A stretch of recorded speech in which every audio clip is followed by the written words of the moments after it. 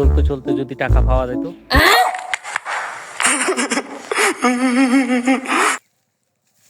দূর, এখন কি আর টাকা কেউ ফেলে রাখে নাকি? মানুষ আগে নুঙ্গির প্যাচের ভিতরে টাকা রাখতো, এখন তো রাখে না।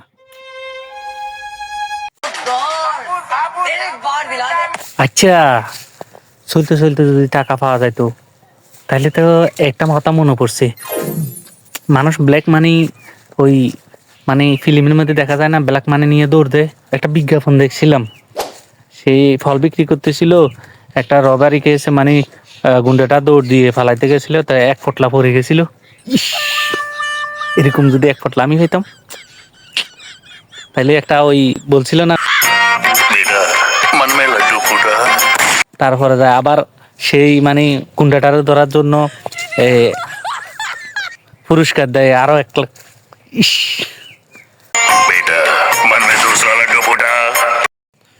কত ভালো হইতো, কিন্তু দূর, এরকম কি আর হয় না এখানে।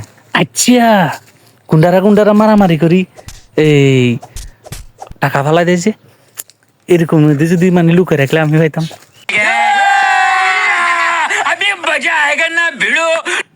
উফ, এই টাকা নিয়া বিদেশে ঘুরতে যাইতাম। শালা ডার্লিং, বিদেশি ডার্লিং লিয়ে ঘুরে যাইতো।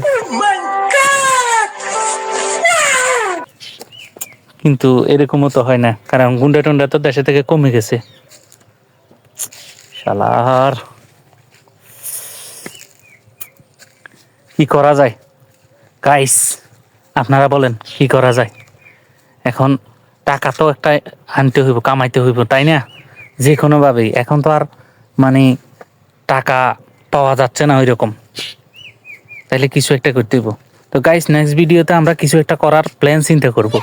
আপনারা এই পর্যন্ত চ্যানেলটারে সাবস্ক্রাইব করে দেন, আর দুম করে একটা লাইক মারি দেন, পেজের মধ্যে ঠাস করে শেয়ার করে দেন, যেন আপনার বন্ধুরা দেখে যায়। ঠিক আছে, আজকের জন্য এই পর্যন্তই। আল্লাহ হাফেজ। নেক্সট অফিসে আমরা ব্যবসার একটা আইডিয়া নিয়ে কথা বলবো।